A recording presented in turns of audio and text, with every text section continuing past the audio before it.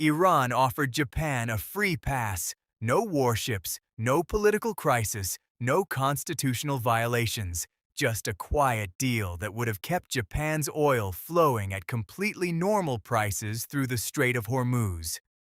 Japan said no.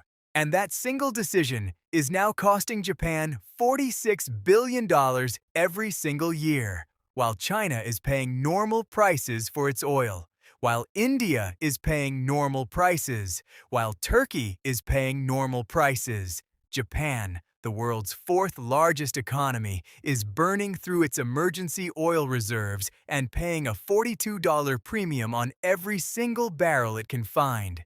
So why did Japan say no to a deal that would have saved it billions? And what does that answer tell you about how global power and money actually work in today's world? Before we get into this, if you want to understand how the biggest financial decisions in the world connect directly to your money and your future, make sure you subscribe right now, because what we are about to break down goes much deeper than Japan. It is happening everywhere. And the next video is going to show you something even more alarming about who is really winning this financial war. Welcome back to Richest 1% Files. Today we are breaking down one of the most extraordinary financial stories of this entire conflict, the $46 billion price of loyalty. How Japan got caught between America and Iran, what it was offered, what it chose, and what that choice is now costing its economy and its people every single day. Here is the detail that almost every news outlet buried completely. While everyone was focused on the Trump and Japan summit, Iran's foreign minister gave an interview to Japan's national wire service and confirmed something that had been discussed quietly for over a week. Iran was prepared to allow Japanese ships to transit the Strait of Hormuz, not American ships. Not Israeli ships, Japanese ships specifically by name. The same arrangement Iran had already made with Turkey, with India, and with Saudi oil bound for Asian markets. Japan gets 93% of its imported crude oil through the Strait of Hormuz, 93%. The country has strategic petroleum reserves that last approximately 90 days. After that, its automobile factories, its electronics manufacturing, its entire export economy begins to shut down. Iran was offering Japan a direct solution to its most urgent problem. Open the strait for your ships. No warships needed. No violation of Japan's constitution. No political crisis at home. Just a quiet diplomatic arrangement. And Japan's oil keeps flowing at normal prices. This was a genuine offer, and Japan turned it down. But here is where this stops being just a diplomatic story and starts being a story about money. Because the financial math of what Japan chose instead is almost impossible to believe. Japan's prime minister flew to Washington knowing the meeting was going to be extremely difficult.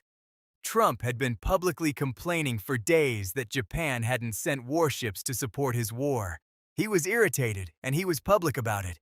So Japan arrived with a solution, a $40 billion investment in American nuclear reactors in Tennessee and Alabama, another $33 billion for natural gas plants in Pennsylvania and Texas, all framed as a proposal to calm global energy markets. Let me be direct about what this actually was.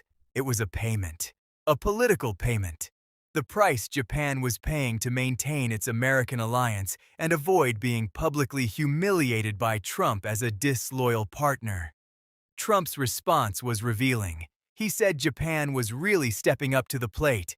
He made it clear that in his framework, loyalty and payment were the same thing. And then, in front of cameras, in front of the Japanese Prime Minister, in front of the entire world, Trump made a joke about Pearl Harbor, the attack that killed thousands of Japanese and American lives 80 years ago. The Prime Minister laughed, because when the man whose security guarantee your entire country depends on makes that joke, you laugh. I call this the alliance tax, the hidden financial cost that smaller nations pay to maintain the protection of a superpower. And this week, Japan paid one of the most expensive alliance tax bills in modern history. And this connects directly to something we are going to break down in our next video that will completely change how you think about which countries are actually winning this conflict financially and which ones are being quietly drained. Make sure you are subscribed so you do not miss it. Now, let us talk about what Japan's refusal of Iran's deal actually costs in real numbers, because this is where the story stops being about diplomacy and becomes pure arithmetic. Japan imports approximately 3 million barrels of crude oil per day. Before this conflict, oil was around $70 a barrel. Today, it is around $112. That is a $42 premium on every single barrel. 3 million barrels per day multiplied by $42 premium equals $126 million in extra energy costs every single day. Over a full year, that is approximately $46 billion per year. Every year, this conflict continues. Meanwhile, China accepted Iran's deal. India accepted Iran's deal. Turkey accepted Iran's deal. Their oil is flowing through Hormuz right now at market price with Iranian passage guarantees. They are not paying the $42 premium. They are not burning through emergency reserves. Japan rejected the bilateral arrangement to maintain its American alliance, and in the same week committed $40 billion to build American nuclear reactors. The alliance is not free. It never was. But the specific price of this particular week is a number that no Japanese politician can avoid doing the math on. So why should you care about Japan's energy crisis? Because what is happening to Japan is a preview of what happens when global energy systems get permanently disrupted. Japan is the fourth largest economy in the world. When its factories slow down, global supply chains slow down. When its export economy weakens, the goods you buy get more expensive. When a major economy burns through its reserves and faces an energy crisis, it does not stay contained to one country. And here is the personal financial lesson sitting inside this story. The countries and the people who built dependency into their systems are the ones paying the highest price right now. Japan built 93% of its energy dependency through one single waterway. That is a catastrophic concentration of risk. The same principle applies to your personal finances. If 100% of your income comes from one job, one employer, one source, you are Japan. One disruption, and you are paying the premium. The wealthiest people in the world diversify everything: income sources, assets, currencies, geographies. Not because they are paranoid, but because they understand that concentration of dependency is always the most expensive mistake in the long run. Here is where everything lands. Japan was offered a free pass. It said no. And that single decision is now costing its economy $46 billion every single year, while China, India, and Turkey pay normal prices for their oil. The alliance tax is real.